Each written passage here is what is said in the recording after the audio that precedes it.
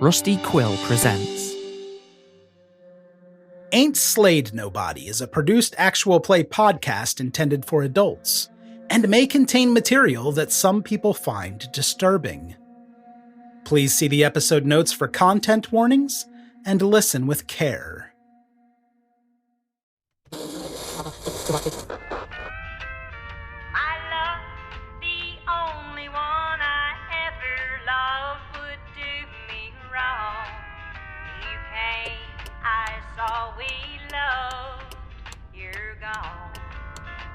Miss, you said you knew Eric. You said you knew Eric ain't done this. You know more than these three pictures. You know these people. You heard me talking. Tell us what you know. This is not fair. It's not right. He didn't do it, did he? I don't think he did it. He didn't, but how do you even know what it is? Yeah, hearing that, Paul pulls the car over and slams on the brakes angrily and throws the e-brake on and turns around and says, "How do you know what you know? It's time to talk." 'Cause I spoke to them last night. It's all messed up in my head. I believe that. Man, I'm sorry. I'm trying to get my head straight. I'm trying to understand. I'm trying to understand this, but I'm just trying to help. They asked me to come and find you. I came and found you. They wanted me to take you back to them, so I'm trying to take you back to them. I don't know what else I can do. Did they say anything else? Well, yeah, they said lots of stuff. I don't know. What do you mean lots of stuff? Just go ahead and spit it out. Well, they talked about you and their lives and how much they missed you and how much they want to go home again. And I don't know. It's all jumbled up in my head. Dig deep in your head and find one thing that proves that you talked to these people last night. What did they tell you? Anything personal? Anything that will help us understand that they're alive? Yeah. Eric said that if you needed proof, I should tell you that you used to hide your weed in the crawl space under the house. Yeah, you always thought you were so clever doing that until a raccoon ate it. Paul, start driving. Paul puts the car in gear and keep heading down the road. And Bobby's just going to stare through her the rest of the way. Alex is just flipping through the photos obsessively, like over and over, get to the end and go back to the beginning and flip all the way back through them. There's something that's perhaps nagging away at your mind, which is Pat's phone was recovered from the crime scene. The police took all that stuff in as evidence. Maybe it wasn't her phone? Someone else's phone? Maybe the murderer left the phone and took her phone, and this, whoever she is, picked it up last night. Maybe that's it. Can I go in and look at the record on the GPS and see if it's been anywhere? Like, if this phone has been anywhere in the last 6 months? Yeah. Okay, looking at the GPS records, there is a trail of movement today that started off in some woodland near Lower Fork, and then it's gone through the woods up to Lower Fork and then along the highway into Asheville. Then it seems to have travelled all through Asheville, through a few of your homes and places of business, and then onto the church. Until that, there hasn't been any activity on the phone for the past 6 months, not since that weekend.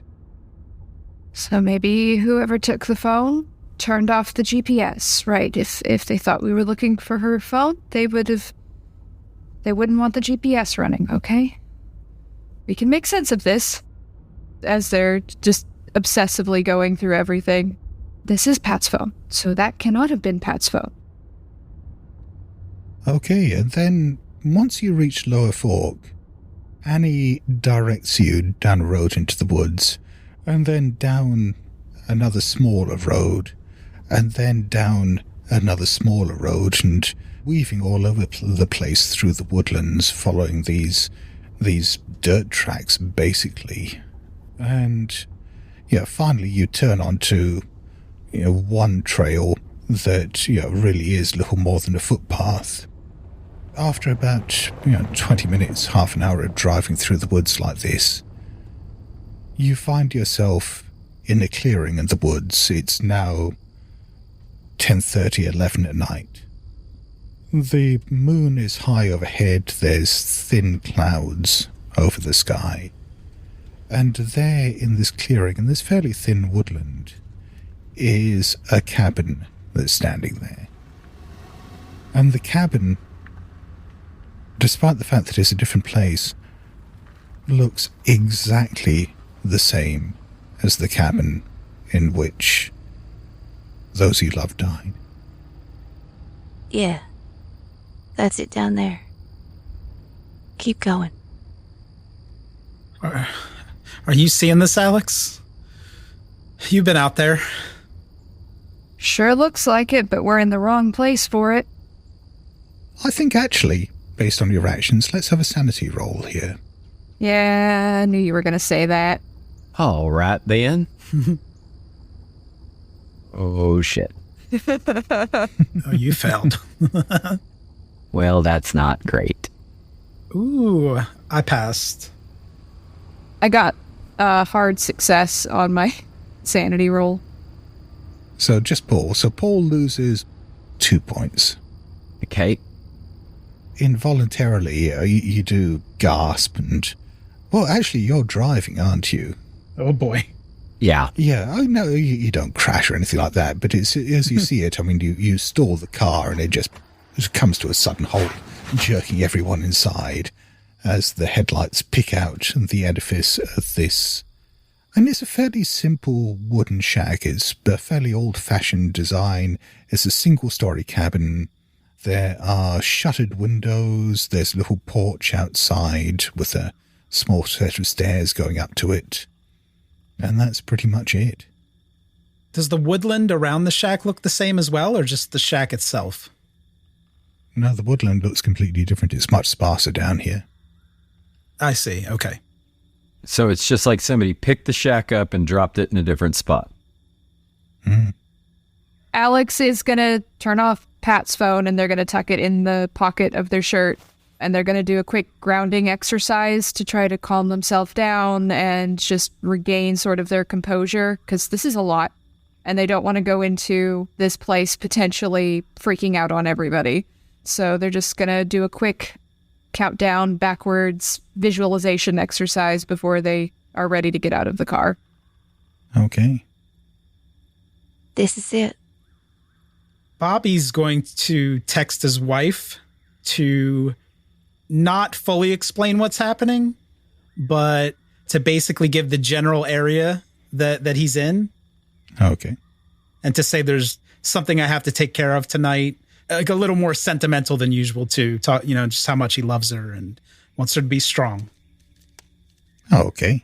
I don't know what Bobby's relationship with his wife is like, whether you're going to get a heartfelt text back or whether it's just going to be K. It's going to be anger that I didn't get home right after the meeting. Are you at the sip and zip again late? God damn it. And he's also going to test the flashlight on his phone to make sure that, the battery looks good and everything. Yeah. Paul pulls his phone off the plug-in charger in the car, puts it in his pocket, gets out of the car, goes around to the back of the trunk and gets that small baseball bat and kind of sticks it in the back of his jeans. Paul, you got anything else useful in this car? Tire iron, flashlight? There's a tire change kit over there. There might be a crowbar or something in there. You want to go check it out? Pops the trunk for everybody else to go scavenge through. Can I look to see if there's anything? If you've got a breakdown kit there might be a flashlight as well. And I do. At the very least, then, you can get a flashlight and a tire iron out from there. Okay. Alex gets out of the car. They've got their jacket on because it's March, so it's still a bit chilly, and they've got an under-the-arm holster for their 44. It's covered up by the jacket because they are concealed carrying. This is North Carolina, y'all. That's what we do. Yep. But they do have their gun. Nice. Can we get specifics on just how small this bat is? Is it like a novelty bat you get at the minor league baseball game?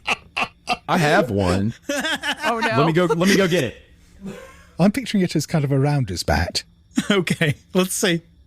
No, it's like there. Yeah, that's a rounder's bat. It's like a Kosh. Well, happy bat. I ain't making this shit up. I'm method. I thought it was going to be like an oversized pencil, so that's encouraging. Oh, God. Anyway, you are there in this clearing outside this cabin in the woods. As I said, there's moonlight giving you a bit of light out here. There's no light at all coming from the cabin. Alex wants to take a quick look around the cabin, the exterior, to see if it's more than just a passing resemblance. Yeah. Because they were expecting to come to a cabin, right? So they're wondering how much of it is just their mind tricking them into, well, you were expecting this, so here it is, versus what it actually looks like. Okay, so from the outside it looks exactly the same. There are a number of windows, which are all covered with wooden shutters. There's a wood pile around the back. There's an outhouse. And that's pretty much it. And they look back at the other two. Far as I can tell, it's exactly the same. And we know that ain't possible. You've been out there though, right? And this is exactly what it is? I've been out there a couple times, Paul. I took you out that one time and you didn't want to go all the way, and I had to let you off at the gas station, if you remember. Sip and zip. Yes. You wanted to see Bobby for some reason, thought he could calm you down. I had to eat one of those stupid donuts. And I've been out to the cabin a couple times, Paul. I've been around the whole thing and it looks like this, and Paul, how's this possible? I don't know how it's possible. I'm not any kind of scientist. I ain't no extraterrestrial person. I don't know anything about sci-fi. What is going on? They're in there. Time to find out. And Alex is just going to march toward the front door. They're going to knock, but not kick the door down. Okay. Like some people do.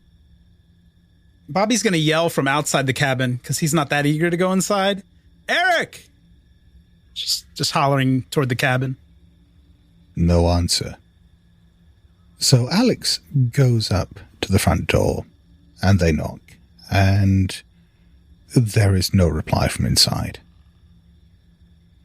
You're telling us there's people in here? I think so. But they were last night. They asked me to bring you here. Well, why'd they answering? I don't know. And Alex is going to knock again while they're talking in the back. Pat! Are you in there? No answer. Is that door open? Alex jiggles the handle, not quite open yet, but checking to see if it's locked. It's not locked. Y'all, it's unlocked. We going in? Well, hell yeah, we're going in. She says Arcane in there. I'm going. Hell, let her go in first. I think you should. I mean, they're waiting to see you. Paul rushes by Alex and kind of shoulders the door open. Okay, yeah, you shoulder the door open and go inside. It is perfectly dark in there, but you had some light sources. Inside, it's mainly a single room. There are doors to a couple of bedrooms. Looking around inside, it's sparsely decorated. There is a fairly large wooden table with some fairly simple rustic wooden chairs. There is an old wood-burning stove. Over against the back wall, there are a couple of cabinets. next to that, wooden cabinets. There are hunting trophies, or at least deer skulls with antlers, mounted up on the walls, and under the table there is the outline of what is probably a trapdoor. Does it look the same as the other one did? It looks exactly the same. The furnishings are the same. Everything is the same. Is there any, stains or evidence that a murder happened in there, or is it pristine and clean? You look around for a little bit, flashing the light around, and you can't see any bloodstains, scuff marks, gouges. I know y'all don't like me. Are you in on this, Paul? I thought we was friends. No, I'm not in on this. We are friends. Are you kidding me? She showed me a picture of my brother. Why do you think we're out here? I don't know. It just doesn't make sense. Alex looks back at Annie like, ma'am, could you come in here, please? I don't want to. Ma'am, please. She's got her arms crossed across her chest and her head down, and reluctantly she shuffles into the doorway. Ma'am, where in here did you see them? You took a picture, but I can't quite tell on the phone where you took that picture, ma'am. Over there. She points out a section of the wall between a couple of the windows. There's no one here. Paul gets his flashlight out and illuminates that wall for Alex. Yeah, there's no sign of anything. It looks the same. Yeah. Ma'am, there's no one here, and my friend here has been walking all around this place, and we don't see any sign that anyone's been here in a while. And as you say that, you hear the sound of something crashing to the ground outside. I'm drawing my gun. Okay. This is too much. I am startled. I am pulling out my 44. Safety off. Okay. Okay, my bat's at the ready. Seeing Alex do that, Bobby's going to get his tire iron out, but he's going to get behind Alex. That's very cup. I'm pretty sure all of your characters do this. I like to die second. Oh, I'm ready to go. Screw it. Are there windows by the door, Scott? Yeah, there are 3 windows in this room. In fact, 4 windows. There's 2 on the long wall. There's 1 on each one of the shorter walls. The windows are, however, shuttered. There are stout wooden shutters bolted in place over them. That's not ominous at all. No. I'm gonna, kind of lean up back against the wall next to the door and try to peek out around the edge and see if I can see anything or anyone. It sounded like the noise came from the back of the shack. Paul, do you want to go see what was back there? I think I do. Be my guest. All right, so Paul's going to go check out where the noise came from. And Alex was going with Paul, is that right? Or? Yes. Cover. Yeah, cover me. Okay. What about Bobby? I ain't staying in here by myself. He's going to follow them, but at a little bit of a distance behind Alex. You're a little bit behind. As you're just leaving the shack, from inside, you just hear quietly, "You came." And it sounds like Eric's voice. Eric? I'm going to turn around to see where that came from. Okay, we'll get back to you in just a moment. Oh, perfect, yeah. Meanwhile, we'll deal with the other 2 as they head round the back of the shack. You go around there and you see pretty quickly what made the noise, which is the wood pile seems to have collapsed. There's small logs of wood just scattered all over the place. You see anything there, Paul? Just a bunch of wood. Nothing too scary back here. I just wonder what knocked it all over. And as you say that, you hear the sound of movement deeper in the woods. A twig breaking and the rustling of undergrowth. Do you hear that? Jeremy? Jeremy, is that you? Can I roll a spot hidden and look in the woods? You certainly can. All right, I passed. Paul, as he's shining the beam deeper in the woods, just sees behind a tree for a moment. There's someone's hand on the tree, and then it just disappears behind the tree. Alex, did you see that hand? See what hand, Paul? There was a hand on a tree, and then it moved as soon as I shined the light on it. I think you've been watching too many horror movies, Paul. I told you not to do that. You know you get nightmares. Well, okay, but I haven't been watching a lot of horror movies. I've been watching a lot of YouTube to distract myself, and there was a damn hand on that tree. Now, Paul, we called out. Nobody responded. Don't you go psychologist on me. Don't do this bullshit. You're the one who's usually asking me for free sessions, Paul. So you're getting one. Okay, well, this ain't a session. We're in the woods by somebody that brought us to see our dead relatives. Now, what are you explaining now? All I'm saying is you called out. Nobody answered. So if you did see a hand and someone's running away in the woods, don't you think that means they're probably up to something nefarious? Yes, I do. You didn't hear any sound of them running away. And you would have. They're close enough that you would have. Or they're hiding and watching. She brought us out here. But don't you think they'd respond if they were expecting us? Well, you'd hope, but they are also dead. I know.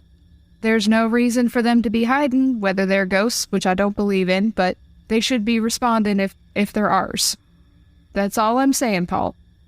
And as you say that, you hear the car alarm going off. Paul, I think we should go back in. See what Bobby did to himself at this point. Let's cut back to Bobby. So, Bobby had just heard Eric's voice from inside the cabin. You came. I wasn't sure you were going to come. You came. Oh, God, thank you. Thank you. Thank you. Get me out of here, Bobby. Get me out of here. Oh, God, I'm so frightened. Get me out of here. Get me out of here, Bobby. I'm coming, Eric. Running right toward that voice. And you run over there, and you hear his voice from behind you somewhere saying, oh, God, look, just get me out of here. It won't let me go. It won't let me go. You need to give it something, Bobby. You need to give it something before it's going to let me go. I'm trying to help you, Eric. Where the hell are you? Yeah, help me. Look, it says that, that if we give it someone else, then I can go. We can. It'll let me go if we give it someone else. With someone else? How? What? It likes it when you use the sickle. What? The sickle? What? And I think as the two of you come back towards the front of the cabin, there's the lights flashing on the car and the car alarm going off. And just in between the beeps, you can hear that Bobby's talking to someone inside the cabin. And there's no sign of Annie, so it could be her. Bobby, who are you talking to? Yeah, you hear Alex in the doorway. They're there. It's Eric. I thought I heard him. I don't know if I'm going crazy or... I heard him. I heard his voice, his real voice. As you turn around to talk to Alex, you see something on the floor that you didn't notice there before, just by the table. Lying on the floor, there is an old, rusty sickle lying there on the ground with a wooden handle and a rusty iron blade on it. Bobby's gonna very quickly pick that up. He backs away as he's explaining to Alex, and if Paul's there too, just saying, this will do better than the tire iron. I found this. This is good. You're having to shout a bit to make yourself heard because the car alarm is still going.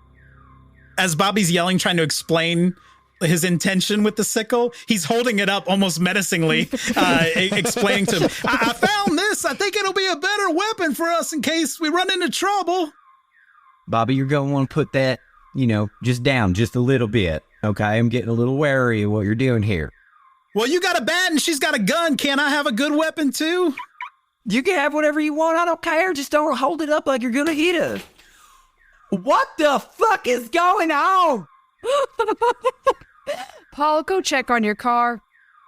You coming with me? You draw that gun and cover me. Yes, I'll come with you. Just shut off the fucking car. I did 3 times. You heard me do it. Go out to the fucking car. All right, so Paul goes out to the fucking car. And I'm going to be like 6 feet back from the car, and I'm going to do a lap. You can see a couple of things. First of all, one of the windows is smashed. And also, yeah, as you flash the light around, it looks like all the tires have been slashed. Y'all, my car's fucked up. Well, we knew that when we rode all the way up here in it. No, I mean it's fucked up more than usual. You don't have to keep giving me shit about my late model vehicle. All right? They don't pay me enough. As you're completing your circuit from round the back, and Alex is providing cover with the gun from the other side, you hear a soft voice from behind you. Oh, Paul, God, thank God you're here. You gotta get me out of here. You gotta get me out of here, Paul. It seems to be coming from the undergrowth behind you. Jeremy? Jeremy, is that you? Hearing his brother's voice, he runs to where it's coming from. So, Alex, you catch sight of him for a little bit because of the light, and then, he disappears around a tree and you've lost him completely. I'm not following. I have seen enough horror movies, because Pat and I used to really enjoy watching horror movies. When the tires are slashed and people are running off into the dark, you don't go running off into the woods in the dark. Speaking of Pat, you hear her voice coming from the car. Alex, is that you? Alex, I can't see anything, Alex. I can't see anything. Where am I? Pat? I can't see anything. Very cautiously approach the car. Help me, Alex. Help me. It won't let me go, Alex. It won't let me go. It won't let me go until it gets someone else. Until it has someone else. What do you mean, Pat? Who's got you? It's the cabin. Alex, it's the cabin. It won't let me go. I can't get out of the cabin. But you're out here. I hear you. I'm not really. I'm still in there. It's taking everything I can just to speak to you. Please, oh God, get me out of here. Just do whatever it wants. How do I know what it wants? It wants you to use the sickle, Alex. It wants you to use the sickle. I swing around and stare back at Bobby. Well, let's cut very quickly to Paul as Paul's running off in the woods. And you don't get that far before, once again, you just see the shape of Jeremy disappearing around a tree. And you realise, that hand you saw disappearing around the tree earlier, that must have been his. But then you hear his voice from behind you. Paul, you've got to do what it wants. It only wants one thing. It says it'll let me go if you give it someone. If you give it someone. What's it? What do you mean it? The cabin. The cabin. It'll let me go. It'll let me go if you give it someone. What do you mean give it someone? You have to give it someone. It wants blood. It wants you to use the sickle. What? Use the sickle? You want me to kill someone? That ain't you. I haven't asked any of you to make sand rolls for this yet, which was a monumental oversight. So let's do that. Oh, let's. I was wondering. Ooh, I passed. Ooh. I failed mine. Yay. I failed as well. Oh, good. This is what we like. Yes. Bobby has lost 5 points of sand, I think, from this, because this is just clearly impossible. Let's have an intelligence roll off you. Rina's so eager for me to pass this. Yes. Oh, goodness. I definitely did pass it. I have the sickle. What do I need to do? I need more information. Bobby's so confused and maybe a little bit paranoid now, but he's at least going to go into one of those empty bedrooms trying to find Eric. I'm guessing by the time the others come back, you have pretty much ransacked this. I mean, there's going to be furniture overturned, the cabinets open. No Eric, however. And Alex failed as well, is that right? So only 2 points of sand for you. God damn it. Come on. Why can I never go crazy in a game with you? Give it time. Oh, God, that was ominous. You clearly aren't holding it together that well. Yeah, you can still hear Pat's voice coming from the car. This is some kind of hallucination brought on by trauma. I had a very rough week, and then all of this with the pictures and being brought her phone. I'm hallucinating. Yeah. It's just auditory hallucinations, that's all. It's not real. Pat's dead. And would this be a good point for Paul to come out of the woods? As Alex is standing there talking to themselves, saying Pat's dead is not real over and over again. Paul is slowly walking towards the house. His eyes are as big as saucers. And he's just kind of got this dead shock look on his face as he walks up to everybody and says, The house wants blood. You didn't lose sanity. That's just Paul being matter of fact. Yeah. Paul, we're having some kind of group hallucination. Maybe there was some kind of psychotropic hallucinogen. Maybe that girl did something, released something in the car. It's some kind of sick prank. That's all it is. A house is not an animate object. It can't want blood. Now listen to me. We just saw pictures of our dead relatives have been brought to a cabin. I want you to look around. My car's fucked up. He's got a sickle, and the house wants blood, and my brother just told me to use the sickle. So why don't you tell me about that? What kind of group-ass hallucination bullshit's going on here? I didn't say there weren't other people here now. Annie, whatever her name was, could have brought us up here as some kind of sick prank. Has a house ever asked you for blood before, Paul? Where the hell is Annie? I mean, that's a good point. Where is Annie? I assume she's in the house. She's not outside. What did you hear? Alex, what did you hear? You walked over towards the car. You were covering me. What did you hear? This is why I think it's some kind of group hallucination, Paul. Because I heard Pat, but she was saying the same thing you were saying that your brother told you. So our hallucinations are communicating with each other. Is that what you're telling me? No, but if we're all experiencing the same kind of trauma with the same kind of drug at the same time, we could all be hallucinating the same thing because it's the atmosphere. Now, I ain't take no drug. Did you take a drug? We had a discussion about aerosols, remember? Okay, yeah, but that's just kind of outlandish because she just stood there staring at the damn window the whole car ride. How's she gonna leak a hallucinogen? Plus, we was driving. What about the house, Paul? We were all in the house. Okay, but just hear me out here. The house is the same fucking house, but it's not in the same fucking place, okay? Now that is a conundrum. Isn't it? There's a rational explanation for all of this. Don't be jumping straight to the house wants blood, Paul, because that's how we all get killed, Paul. I didn't jump to the house wanting blood. My brother, who has been dead for 6 months, told me plainly that the house wants blood, okay? Okay. I don't know. I'm not going to give it blood. I'm not a killer. Oh, okay. That was my next question.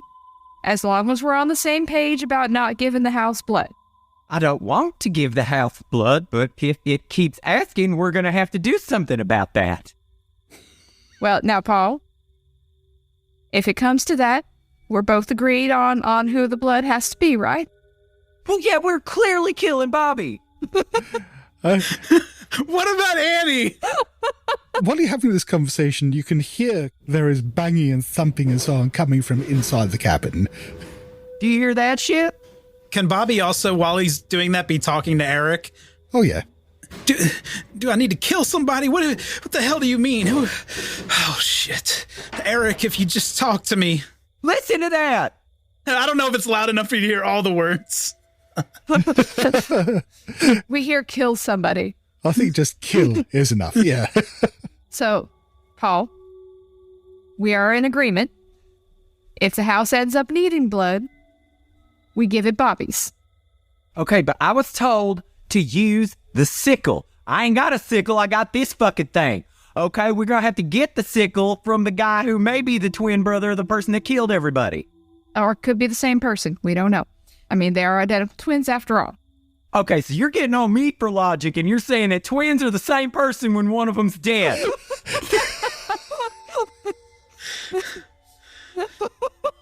I'm so scared for Bobby right now. Let me just say. It did not take long for them to talk themselves into this. I'm gonna go Reservoir Dogs on Bobby.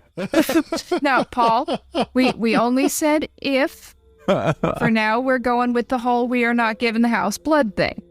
We're just making sure that we're on the same page here, that if push comes to shove...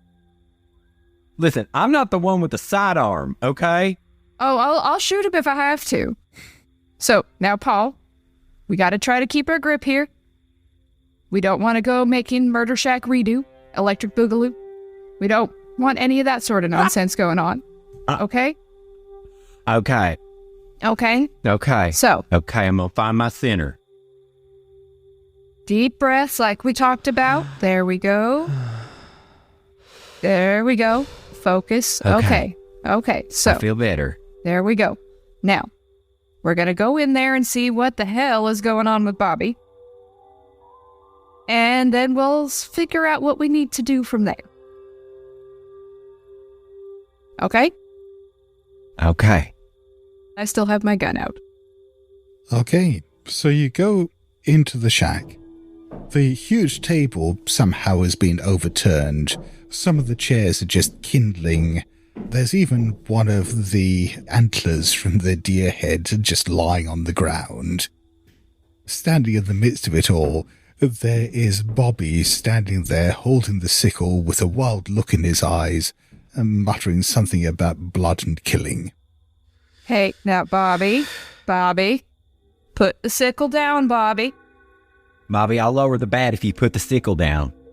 What the hell is... I knew this was a setup. I knew y'all was trying to kill me from that first meeting.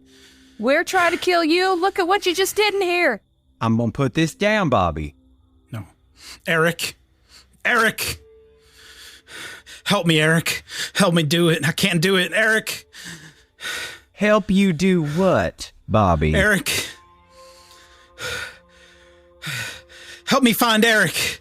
Just help me find Eric, Paul. No, you asked Eric to help you do something and you're holding a sickle, so tell me what it is. Well, hell, y'all got a gun and a bat. Why can't I have a sickle? You just tore up the whole cabin, Bobby. That doesn't exactly inspire confidence. I'm looking for our kin. What the hell do you think we're doing out here? And you thought they were hiding up on the antlers somewhere? Bobby, what does the house want? As you say that, there is the very distinctive sound of a door closing. And as you look round, the front door which you left open behind you is now closed. How far are they from Bobby right now? How close did you get to the madman with the sickle? Oh, I think I would have stopped just inside the door to keep some distance. Right. And just because of the what the fuckness of all the furniture and everything being destroyed. Mm. Are they looking back to the door when it closes? Because I'm already facing that direction. Yeah, you just saw the door slowly close. Okay. If Paul turns around after he asks, what does the house want? I'm going to go at him with the sickle and take a little swing. Of course. And I'll shoot. Fucking hell, that didn't take long. Oh, we're all going to kill each other. All right. Yeah. Oh, you're not actually undergoing the bat madness anymore. You've had time to come out of it, just to make that clear. I'm not saying that you shouldn't eviscerate Paul. I'm just saying that you don't have to. Yeah. Once Paul asks that question, I think it alerts Bobby to the fact that he's not going crazy, that the house does need blood. And maybe that's what takes him out of the bout of madness. Yeah, I probably shouldn't have asked that question. No. I'm not trying to kill him necessarily, but maybe like... All right. You're just trying to give him a nice little cut on the neck with a sickle. Well, I mean, it certainly sounds like Bobby is running towards Paul. On the other hand, Alex does have a gun readied, which gives them plus 50 on dex rank, so you do get a chance to shoot first. Are you shooting Bobby? Are you firing a warning shot? What are you doing? Well, I'm going to try and hit him in the shoulder. I don't want to, blow his brains out or anything, but I do want to stop him. He's got a weapon. He destroyed the house. He's obviously going crazy in here. Yeah, it's kind of difficult to shoot someone in a non-lethal way, but you can try. That's a success. Okay, what kind of gun is it you have? It's a 44 Magnum. Oh, God. You're fucking joking. I told you about this in advance, Scott. Oh, God, yes, sorry, I forgot. Are you going to shoot him in the femur? Shoot him in the femur.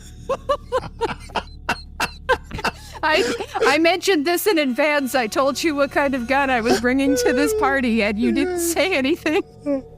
Listen to your inner Jeremiah. Put it in his leg. Oh, God. Okay, well then, roll a d10 plus 2. Is it d10 plus 2? Because my manual said 2d6 plus 3. I only have 10 hit points, y'all. Not for long. Oh, Jesus. That's 14. Well, Is he fucking dead?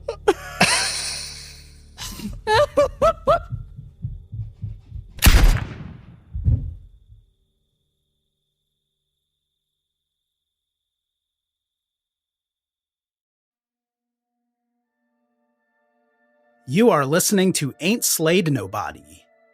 For ad-free episodes, heaps of bonus content, and special programming, please join our Patreon posse at patreon.com/ain'tslayed.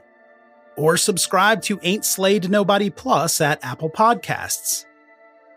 See the show notes for full credits, and help us grow by posting friendly reviews and spreading the word to your friends and followers.